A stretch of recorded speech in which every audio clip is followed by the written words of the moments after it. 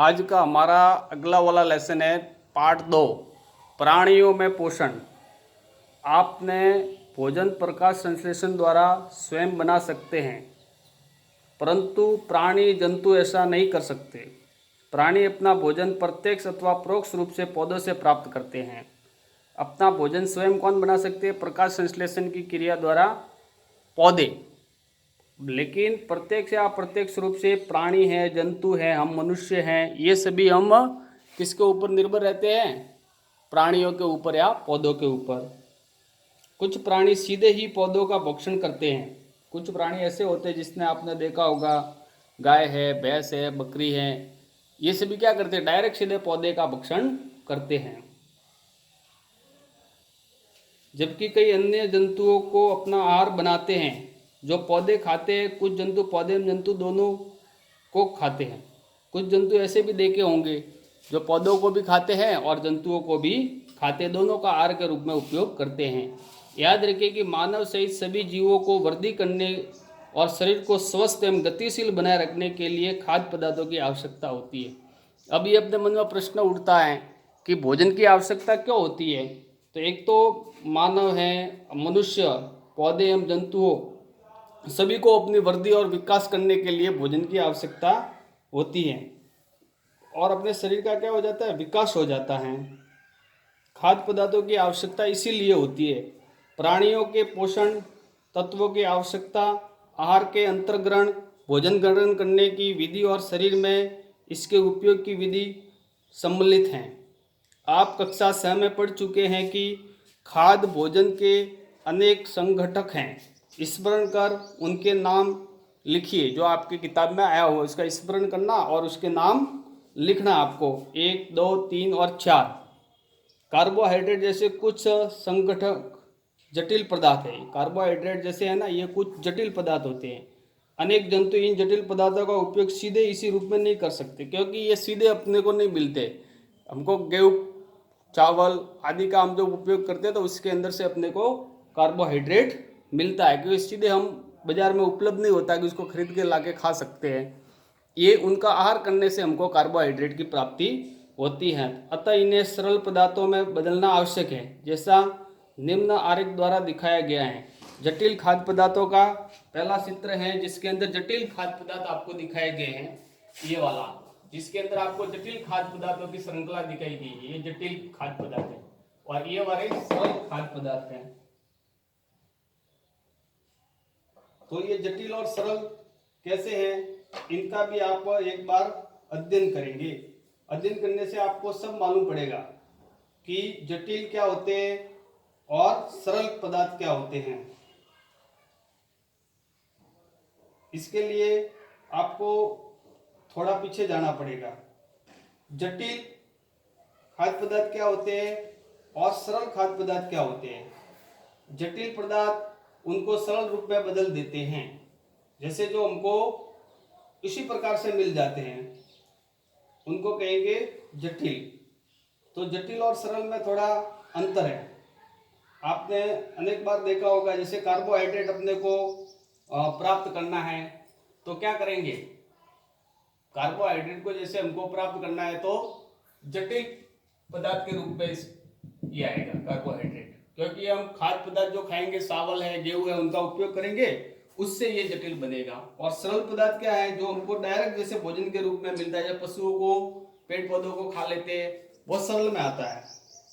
इसी प्रकार से आप आगे देखेंगे कि खाद्य के अंतर्गत की विभिन्न विधियों के अंदर आप देखेंगे भोजन के अंतर्ग्रहण की विधि विभिन्न जीवों में भिन्न भिन्न होती है। जैसे कोई पानी में रहने वाला होता है, कोई जंगल में रहने वाला होता है। हर एक व्यक्ति के अनुकूल उसका भोजन भी होता है और उनकी विधियां भी अलग अलग होती है। जैसे मधुमक्खी है, मरमर, पक्षी, ये सब पौधों का मकरंद सूंघते हैं। ये क्या करते हैं? मकरंद सूंघते हैं, सूंघ कर अपना भोजन प्राप्त करते हैं। मधुमक्खी है, मरमर, पक्षी होते हैं, ये सभी क्या करते हैं? पौधों का, उनके अंदर फूलों के अंदर का रस चूस के अपना भोजन प्राप्त करते हैं। तो ये आपने देखा।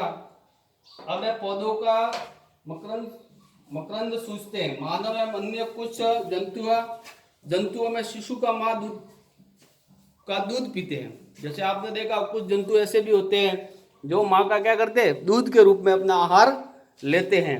जैसे आपने गाय का बछड़ा देखा, वो क्या करता है, दूध पीता है। आपने मानव के बच्चे को भी देखा, वो भी क्या करता है, दूध पी के अपना आहार प्राप्त करता है। अजगर जैसे आपने अजगर देखा, सर्प वंश के प्राणी होते हैं। अजगर और सर्प वंश के प्राणी क्या करते हैं अजगर और सर्प वंश के प्राणी है ना, ये मैंने यहाँ लिखा भी है। सर्प वंश के प्राणी समूचा निगल जाते हैं, यानी वो क्या करते हैं, पूरा का पूरा जंतु होता है, भोजन होता है, उसको ऐसा का ऐसा निगल लेते हैं, पूरा अपने शरीर में ग्रहण कर लेते हैं। कुछ जलीय प्राणी अपने आसपास पानी में तैरते हुए खाद्य कणों को छानकर उनका भक्षण करते हैं। कुछ जल में जो तैरने वाले प्राणी होते हैं वो आसपास अपने खाद्य के रूप में जो जल के अंदर जो तैरते हैं, आसपास तैरते हुए खाद्य कण होते हैं, उनका क्या कर लेते हैं, छान कर उनका भक्षण कर लेते हैं, अपने शरीर में सीधा निगल देते हैं। इसके लिए आपको क्रियाकलाप 2.1 आपको मैं इस लेसन के अंत में उसका फोटो भी भेजूंगा, ताकि उसके अंदर आप देखना। जैसे उसके अंदर लिखा हुआ है 2.1 में, दिए गए जंतुओं के भोजन के प्रकार एवं पोषण प्राप्त करने की विधि कौन कौन सी है, आपको उसके अंदर बनना है।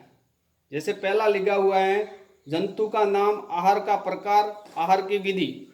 जैसे चिट्टी, सील, मरमर पक्षी, जू, मच्छर, तितली, मक्खी आदि, इन सब के भोजन की विधि, और इन सबको आपने देखा भी होगा। जैसे चींटी क्या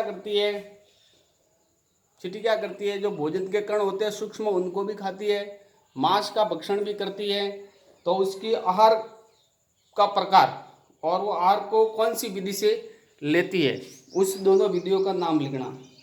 जैसे मच्छर, तो मच्छर क्या करता है, खून को सूंघता है, इसी प्रकार से।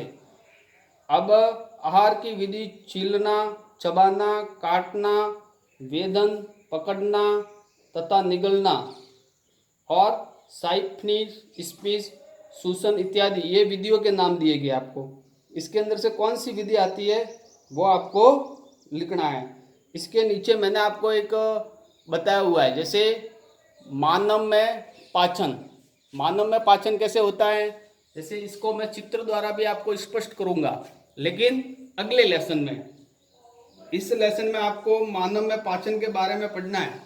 उससे पहले आपको नीचे दी गई स्टार फिश क्या होती है, इसके बारे में आपको समझना पड़ेगा। नीचे मैंने चित्र भी बनाया है, स्टार फिश का आपको चित्र दिखाई दे रहा है, और मानव पाचन तंत्र का चित्र आपकी किताब में भी है, लेकिन मैं आपको यहाँ बोर्ड के ऊपर व्यवस्थित पूरा चित्र बना के एक बार आपको ये लेसन अलग से लूंगा, ताकि आपको एक एक चीज का ज्ञान हो जाएगा। स्टार फिश क्या होती है, देखो स्टार की तरह बनी हुई होती है, ये स्टार फिश होती है, पानी में तैरती रहती है। स्टार फिश को हम तारा मछली भी कहते हैं। कैल्शियम कार्बोनेट के कठोर कवच वाले जंतुओं का आहार करते हैं।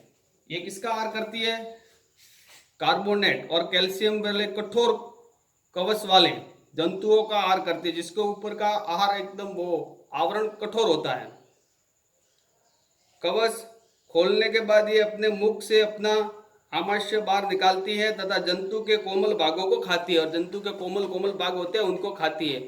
आमाशय वापस शरीर में चला जाता है तथा आहार धीरे धीरे पच जाता है। ये स्टार फिश की यानी तारा मछली की पाचन विधि है। ये वाली स्टार फिश की मैंने अभी बताया, ये आपको किताब में उदाहरण दिया गया है, और इसको भी आपके किताब में चित्र द्वारा आपको व्यवस्थित समझाया गया है। अब है मानव में पाचन। हम अपने मुख द्वारा भोजन का अंतर्ग्रहण करते हैं।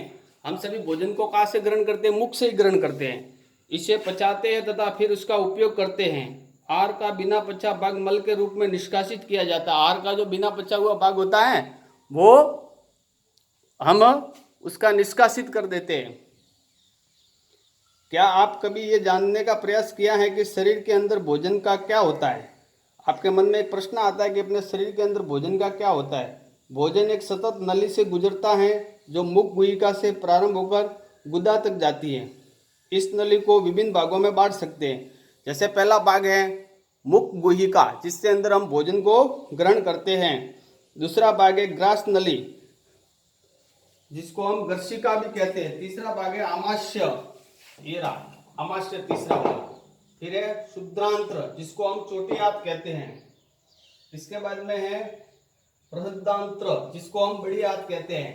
और सबसे अंत में होता है मल द्वार, जिसको हम गुदा भी कह सकते हैं। इतनी बड़ी एक नली होती है, मल द्वार का गुदा भी कहा जाता है। क्या ये बहुत लंबा मार्ग नहीं है? क्या अपने मन में ये भी प्रश्न आता है कि ये मुख कुहिका से शुरू होकर गुदा तक आता है, ये क्या बहुत लंबा मार्ग तो नहीं है? ये सभी भाग मिलकर आहार नाल पाचन नली का निर्माण करते हैं। ये सभी मिलकर, एक से लगाकर 6 तक, ये सभी मिलते हैं तो आहार नली का निर्माण करते हैं। जैसे जैसे इन सबके नाम दिए गए आपके सामने, और इससे ही इनका निर्माण होता है। तो ये सब अपने अंदर एक प्रकार का एक तंत्र बना हुआ है, जिससे क्या बनता है? पाचन तंत्र बनता है। इन सबको मिलाकर, एक से लगाकर 5 तक जो नाम दिए गए हैं, इनको मिलाकर एक बनता है। तो ये पाचन तंत्र को मैं और आपको चित्र द्वारा और व्यवस्थित स्पष्ट करूंगा, लेकिन इससे पहले यहां तक कि आपको पढ़ना है। ठीक है, ये आज का लेसन अपना समाप्त हुआ। फिर अपने मानव पाचन तंत्र को चित्र द्वारा स्पष्ट करेंगे, ताकि आपको और अधिक व्यवस्थित समझ में आ सके।